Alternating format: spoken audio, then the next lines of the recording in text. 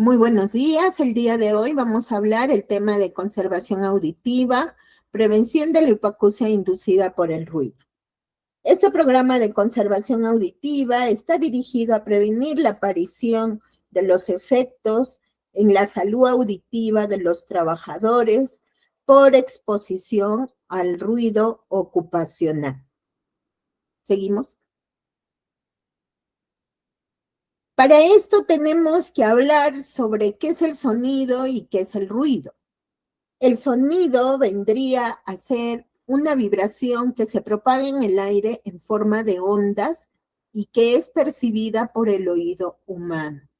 Es una sensación agradable y no molesta, porque los niveles son soportables. ¿Qué es el ruido? Ya el ruido vendría a ser ese sonido capaz de dañar la salud del hombre y es molesto y daña, como ya lo mencioné, a la salud. La, la Organización Mundial de la Salud define al ruido como cualquier sonido superior a 65 decibeles. En concreto, dicho ruido se vuelve dañino si supera los 75 decibeles y si es doloroso a partir de los 120 decibeles. Recordemos también que nuestra legislación laboral dice que por encima de los 85 decibeles en 8 horas laborales, pues produce la enfermedad ocupacional descrita como la hipoacusia inducida por el ruido. ¿Seguimos? Y bueno, también tenemos que hablar un poco sobre la contaminación ambiental. La contaminación, y que quiere decir que son todos aquellos ruidos que están asociados a hábitos, a conductas, incluso a fiestas, actividades, y que también pueden ser están incluidos aquellos conciertos en aire libre, las ferias, ¿no? Los vendedores, el sonido mismo del tránsito y que causa daños a la salud porque están por encima de los 75 decibeles. Entonces, también nosotros tenemos una legislación ambiental de ruido permitido en el Perú y donde dice que, por ejemplo, en el caso de locales comerciales no puede excederse a 65 decibeles en horarios de 7 de la mañana a 10 de la noche y de 55 decibeles en horarios también de 10 de la noche a las 7 horas de la mañana. Entonces hay que tener en cuenta que todas estas actividades producen a veces daño a la salud. ¿Seguimos?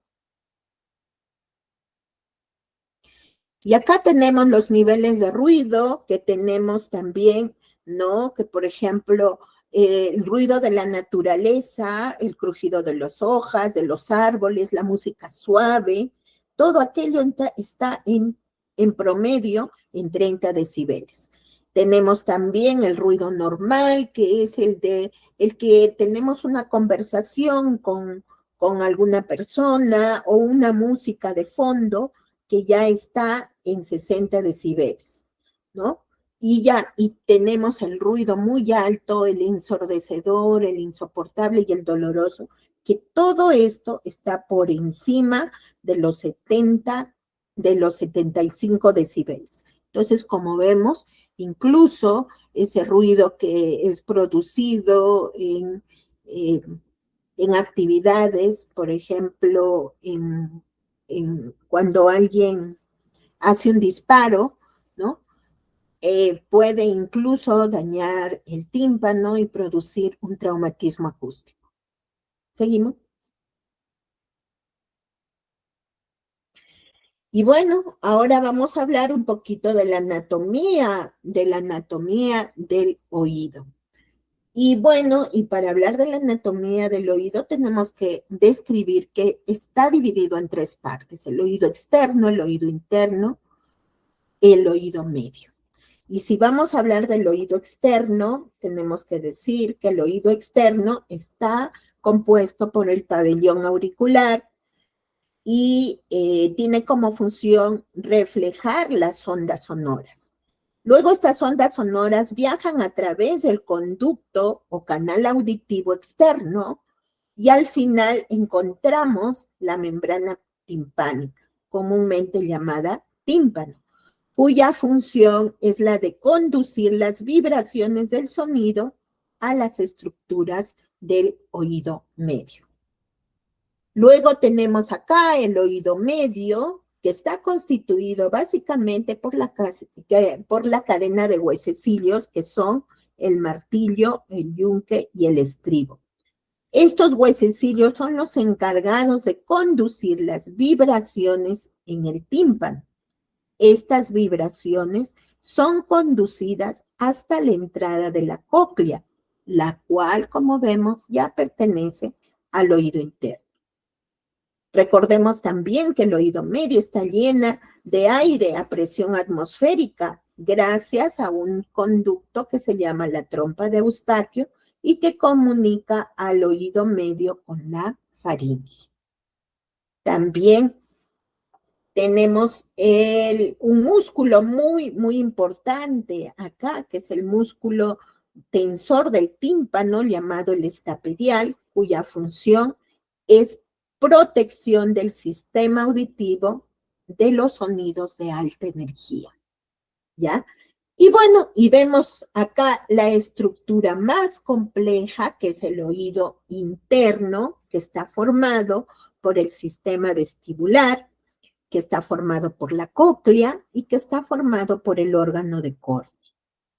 ¿Ya? En el sistema vestibular vamos a ver que hay unos canales semicirculares que contienen líquido y que gracias a ello se mantiene el equilibrio. Por eso, una de las funciones del oído también es el equilibrio. Cuando a una persona se daña el oído interno, tiene problemas de equilibrio. Tenemos acá la estructura para nosotros, digamos, la más importante, que es la cóclea. ¿Por qué? Porque cumple la función más importante del sentido del oído, que es transformar los sonidos en mensajes nerviosos y los envía al cerebro. Aquí tenemos las células ciliadas del oído interno, justamente son estas cuando estamos sometidos a un ruido. Tenemos también acá el órgano de Corti, que convierte las ondas mecánicas inducidas por el sonido en impulsos nerviosos. Y estos impulsos nerviosos van hacia el cerebro, canalizadas, ¿por qué? Por un nervio, el nervio auditivo, donde va a conducir al cerebro y ahí es donde vamos a procesar la información y vamos a entender los diferentes sonidos, vamos a entender el lenguaje, vamos a entender la música y vamos a diferenciar el ruido. Entonces, esto es la anatomía del oído. ¿Seguimos?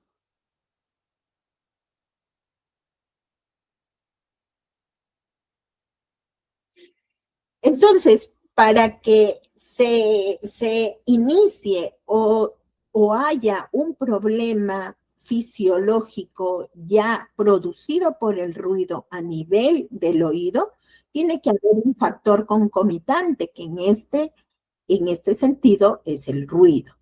Luego tenemos que tiene que haber un defecto orgánico funcional, que es el oído interno, donde ya lo indiqué, que es las células ciliadas del oído interno de la cóclea. Y luego, cuando se afectan esta parte, va a haber una discapacidad funcional, que a veces es imperceptible, porque cuando nosotros perdemos audición, no es una pérdida que no uno no se da cuenta en el tiempo, hasta que llega un momento en que empezamos quizás a pedir que nos repitan las palabras, a pedir o no entendemos quizás alguna orden, o subimos el volumen quizás del televisor o del celular. Entonces, ahí recién nos damos cuenta que hay una discapacidad, una alteración ya en la función auditiva. Y esto que nos puede llevar a una minusvalía, a una disminución en nuestra calidad de vida. ¿Por qué? Porque ya no podemos comunicarnos de la manera correcta. Y claro que va a haber una repercusión socioeconómica, porque la mayoría que pierden el oído finalmente necesitan ya a veces de unos audífonos para que puedan entender mejor. Entonces va a haber repercusiones tanto a nivel laboral como a nivel personal y a nivel familiar. ¿Seguimos? Y ahí está justamente nuevamente el oído interno. Esa parte rojita que ustedes lo ven señalado es el oído interno, que justamente tiene la capacidad de oír, depende de unas partes delicadas que se pueden dañar. Y estas son las células ciliadas del oído interno, que son similares a los cabellos del oído, a unos cabellos del oído interno, y que con el tiempo se lesionan. Entonces, como les decía, la pérdida es gradual y es irreversible. Una vez que se daña el oído, ya es irreversible. No vamos a poder recuperar ya la audición en el tiempo. Entonces, ¿qué se hace eh, con respecto a este problema? Con respecto a este problema, los médicos ocupacionales les hablamos. ¿Por qué? Porque tenemos que prevenir que se siga dañando el oído. De esta manera vamos a evitar que la persona llegue a una anacusia, es decir, ya que no escuche nada, ¿no? Y que tenga a veces que usar no solamente los audífonos, que a veces, que no todos los audífonos pues están diseñados para todas las personas, sino también que evite que nos podamos comunicar entre nosotros, porque el problema de la pérdida de la audición es la comunicación, la interacción que tenemos con las personas más cercanas a nosotros. Entonces, eso es lo que hay que evitar, que se siga dañando. ¿Seguimos? Y bueno, ¿y cuáles son los factores que influyen en el daño auditivo? Muchos factores, la frecuencia de los sonidos, ¿no? Frecuencias agudas, demasiado agudas, dañan al sonido. Los niveles de presión acústica, el tipo de sonido, si es un sonido constante o intermitente, pero que está todo el tiempo en el tipo de trabajo que uno está desarrollando, entonces eso va a dañar al oído. También las horas diarias de exposición, porque no es lo mismo que uno esté expuesto a ruido, pues, una hora, ¿no? O media hora, a personas que trabajan con ruido ya 8 horas laborales, ¿no? Entonces, todas esas horas de exposición van sumando y van dañando al oído. También es importante hablar de la antigüedad de la exposición, porque no es lo mismo una persona que recién está empezando un trabajo, que recién está empezando, por ejemplo, trabajos como por ejemplo, con un taladro van a empezar a trabajar, o personas que ya tienen un tiempo trabajando ya con este tipo de máquinas, ¿no? Y que ya tienen afectado el oído. El uso de equipo de protección personal, muy importante, porque en los trabajos informales, lamentablemente, el trabajador no es consciente y no usa el equipo de protección personal adecuado que va a evitar que su oído se dañe. Por eso es tan importante formalizar los trabajos. ¿Por qué? Porque en la formalidad de un trabajo ya se sabe que tiene que haber alguien de seguridad en el trabajo que les va a entregar un equipo de protección y que eso va a servir para que su oído no se deteriore. También es importante la edad del trabajador. ¿Por qué razón? Porque nosotros vamos también, así como perdemos la vista, también vamos perdiendo el oído con el tiempo. Hay personas que ya llegamos a los 45, 50 años y naturalmente vamos a perder el oído. Eso es parte del ciclo de la vida. Y eso es lo que se llama la presbiacusia. Si ustedes tienen en su casa personas adultos mayores, van a saber que ellos, ellos les van a pedir que le repitan alguna frase que ustedes les dijeron, o van a ver que prenden el televisor a todo volumen porque tienen problemas de presbiacusia. Y si sumado a eso, pues, han sido personas que en su vida laboral han trabajado con ruido, pues la pérdida va a ser más notoria incluso. También es importante la coexistencia de enfermedades auditivas. Recordemos que personas que se afectan o tienen resfríos a repetición o problemas de vías respiratorias, de infecciones de vías respiratorias altas a repetición, como faringoamigdalitis, laringitis, etcétera, va a dañar el conducto auditivo. ¿Y por qué? Porque justamente les mencioné que existe un conducto que se llama la trompa de Eustaquio que va del oído medio hacia la faringe. Entonces, si tenemos una infección a nivel de faringe, a nivel de amígdalas, todo va a afectar al oído medio. Entonces, eso va a sumar también para que haya pérdida auditiva. Y tenemos también otro punto que se llama susceptibilidad del trabajador, que se refiere sobre todo a que todos tenemos un órgano que se afecta más rápido o se afecta o lo tenemos ya susceptible desde que nacemos, ¿no? De algunos es la vista, de otros es el oído. Entonces, esa susceptibilidad del trabajador va a hacer que pierda audición un poco más rápido que otras personas, ¿no? Entonces, todos estos factores influyen a que se deteriore gradualmente el oído y que, como les decía, ya se vuelva en un problema irreversible. ¿Seguimos? ¿Y cómo evaluamos cuando hay una pérdida de la audición? Todos me preguntan, doctor, ¿y cómo puedo saber que ya perdí audición o estoy perdiendo la audición?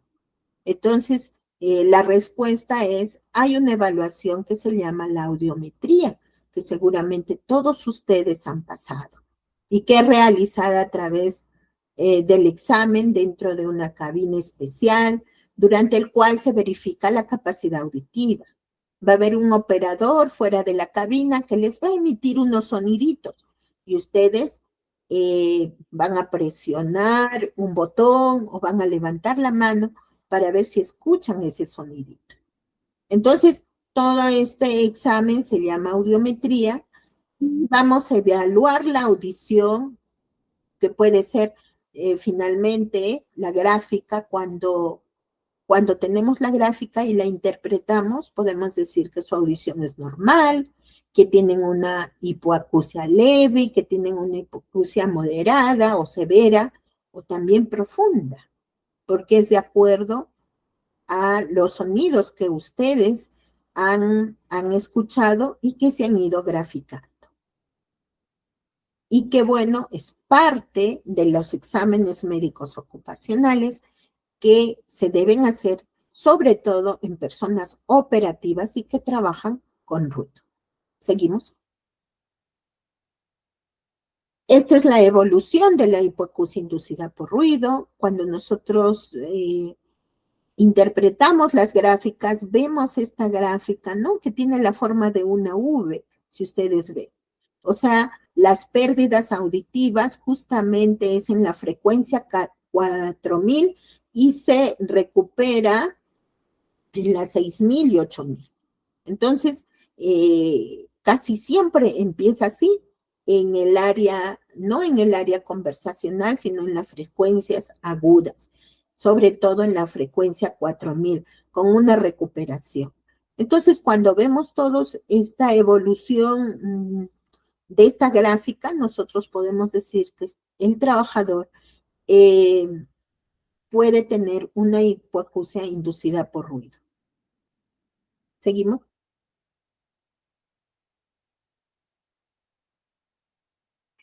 Bueno, y el ruido, miren, no solamente tiene efectos auditivos, es decir, en el oído, sino también a nivel extra auditivo, fuera del oído. Entonces, dentro de los efectos auditivos tenemos pues los traumas acústicos producidos por un accidente de trabajo. Por ejemplo, hubo una explosión, entonces te produce un trauma acústico. Ese es un accidente de trabajo. Tenemos una enfermedad, la enfermedad profesional en sí, que es la hipoacusia inducida por ruido. Y es que personas a más de 85 decibeles en 8 horas laborales van perdiendo gradualmente la audición, finalmente se va a convertir en una enfermedad profesional. Una enfermedad profesional que puede ser indemnizable si el trabajador demuestra que su hipoacusia fue a causa de una exposición a ruido y que no hubo controles. Tenemos también los efectos extraauditivos. Y bueno, el primer efecto extrauditivo, pues ustedes no sé si han estado sometidos a zonas donde hay ruido, donde, por ejemplo, están construyendo, están haciendo una construcción de algún edificio, de algo, entonces empiezan con el taladro. ¿Qué es la primera sensación que ustedes sienten? La primera sensación es la del malestar. Nos causa malestar, nos molesta el ruido, ¿no? Entonces, hay efectos a nivel psicológico, ¿no? Y efectos a nivel sistémico. Se ha descubierto que a nivel sistémico produce daños a nivel cardiovascular, sobre todo hay evidencias de relación entre el ruido y la hipertensión arterial. Las personas a veces debutan con hipertensión arterial en trabajos donde hay demasiado ruido. También afecta el sistema nervioso, ¿no? Y hay alteraciones en el sueño. A nivel digestivo también, personas que empiezan a tener problemas de gastritis. Y bueno, hacemos un estudio y también es que están trabajando en demasiado ruido. Y a nivel bioquímico también. Por eso interfiere también con algunos neurotransmisores, ¿no? Que afectan todo lo que es, sobre todo, y lo que produce el sueño, ¿no? Nosotros debemos descansar adecuadamente, pero cuando hay ruidos que exceden durante el trabajo y durante la noche también, por eso uno debe descansar con una cierta cantidad de decibeles. Entonces, ¿por qué? Porque va a haber cambios bioquímicos también que no nos permitan descansar ni dormir adecuadamente. Entonces, esas son las acciones del ruido. ¿Seguimos?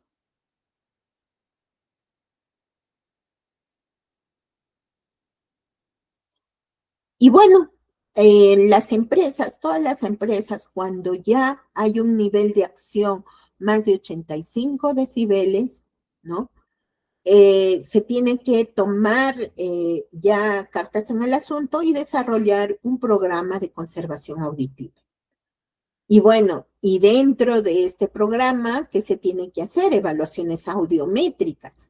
Toda persona que ya tiene pérdida auditiva se debe hacer una evaluación audiométrica base y luego también una de control, que generalmente lo hacemos a los 6 meses. Tenemos también que se tiene que entregar protección personal. Ya en los ingenieros de seguridad, con el tipo de ruido y de sonido al que está expuesto el trabajador, ya les indicarán si tienen que usar orejeras o si tienen que usar tapones auditivos. Pero lo que sí es cierto es que tienen que tener un EPP auditivo. Luego tenemos las medidas de ingeniería que se refieren un poco, por ejemplo, encapsular el ruido. Quizás hay máquinas que estén haciendo demasiado ruido, se los pueden encapsular. O se puede cambiar también alguna pieza que esté produciendo demasiado ruido. Lo otro es la capacitación, que es lo que estamos haciendo en este momento, indicándoles cuáles son los efectos del ruido y del sonido en la salud. Y bueno, todo esto se llama programa de conservación auditiva y que están diseñadas para los trabajadores y es una propuesta de la parte de salud ocupacional, de higiene ocupacional y la parte también de, de prevención, la parte preventiva de los ingenieros de seguridad. Entonces, tiene que ser un programa en donde todos estemos involucrados. ¿Seguimos?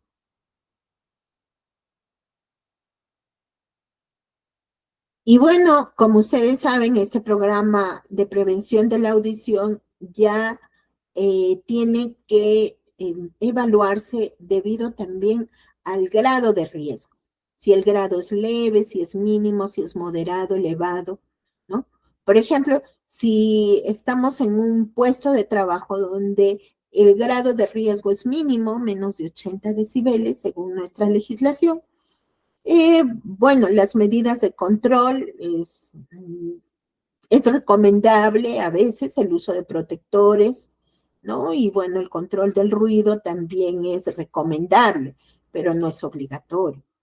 Pero si tenemos de 80 a 85 decibeles, ya se aconseja que se usen los protectores, comienzan las acciones del control del ruido, educación al personal expuesto y las audiometrías optativas. Pero miren, si ya el nivel de acción es 85, más de 85 decibeles, los protectores auditivos ya son casi obligatorias. Las audiometrías periódicas también son obligatorias, ¿no? Los controles también son obligatorios y se debe continuar con un control de ruido. Miren, ya a más de 95 decibeles, no solamente se recomienda adoptar medidas de urgencia, sino también disminuir el tiempo de exposición. Ya las personas no pueden trabajar 8 horas laborales como se usualmente hacen, ¿no? Pero más de 95 decibeles también se hacen medidas administrativas donde se tiene que disminuir el tiempo de exposición. Incluso yo he estado en lugares donde hay trabajadores que solamente trabajan media hora o una hora como máximo, según la cantidad de decibeles expuestos y según el nivel de acción, que es un nivel de acción 4 ya, y según el grado de riesgo también al que han sido sometidos. ¿Seguimos? Y bueno, tenemos acá los equipos de protección personal, que son, y tenemos que también medir el nivel de reducción de ruido, el NRR, que justamente están en las bolsitas que ustedes les entregan, ¿no? Les entregan, por ejemplo, a ustedes los tapones auditivos, y ahí está el nivel de reducción, que es el de, en el tipo de, este tipo de tapones auditivos tipo chisitos, dice 29 decibeles, y el NRR de los tipo pinitos, así que se colocan, dice 24 decibeles. Pero bueno, esto también tenemos que hacer este nivel de reducción no es el real. ¿Por qué? Porque tenemos que hacer una conversión del NRR real, que es el teórico, menos 7 entre 2. Entonces, eso es lo que realmente les está protegiendo. ¿Ya? Entonces, eh, bueno, para concluir esto, es que lo más importante es que en una jornada laboral ustedes tengan colocados los tapones auditivos. Si ustedes se sacan por media hora esos tapones auditivos, es como si toda la jornada laboral no se las hubieran puesto. ¿Ya? Entonces, es importante el colocarse el equipo de protección auditiva durante toda la jornada laboral, porque si no, es como si no lo hubiéramos usado. ¿Seguimos? Tenemos también otros tipos de tapones auditivos, como los que se colocan en el canal auditivo externo, los endoaurales, o las conchas de las orejas, ¿no? Que son los semiaurales, con el fin de bloquear la entrada del sonido. ¿Ya? Esto va a depender del tipo de trabajo que ustedes hagan, del tipo de ruido al que están expuestos, ¿ya? Y bueno, y muchos de estos equipos pueden estar provistos de un cordón para que el trabajador no se los extravíe y puede colocárselos quitando en su cuello en los periodos de descanso, por ejemplo, en la hora del almuerzo. Es muy importante también conservar en buen estado, jóvenes, este tipo de tapones auditivos, porque ya cuando están deteriorados ya no sirven. También no solamente tenerlo en buen estado, sino también eh, limpios, ¿no? Porque si ya también están muy sucios, si nosotros introducimos al conducto auditivo externo un tapón un endaural, ¿no? ¿Qué va a pasar? Va a infectar también al conducto auditivo externo. Entonces, tienen un tiempo de uso y si ya los tienen ustedes dañados, hay que cambiarlos. La otra recomendación también importante es pedir que les enseñen a colocar de la manera indicada, de la manera correcta, los tipos de protectores auditivos. Porque, ¿qué pasa? Cuando se colocan de la manera incorrecta, entonces el ruido va a seguir ingresando al oído, va a seguir dañando al oído y no va a servir de mucho. Entonces es importante también la capacitación de cómo colocarse los tapones auditivos. ¿Seguimos? Acá también tenemos las orejeras, que son los protectores supraorales, consisten en casquetes que cubren el pabellón auricular y se ajustan a la cabeza mediante las almohadillas blandas rellenas de material aislante de ruido, que pueden ser de espuma, pueden ser de plástico, ¿ya? Es importante porque están unidos a una banda, a un diadema de presión que tiene un valor específico cuando la presión disminuye por deterioro. Por eso, cuando ya se deterioran, cuando ya no están en desuso, se debe ya descartar, porque ya es un EPP que no me sirve. Entonces es importante también el EPP ver, cambiar a veces el diadema, porque he visto también que se les malogra, ¿no? ¿Y qué pasa? Ya no ajusta, ya no tiene ese ajuste de la orejera que cumple la función justo de evitar que el sonido ingrese, el ruido ingrese. Entonces, es muy importante que cumplan la función de aislar el ruido. Y si no están en las condiciones, se debe cambiar. ¿Seguimos?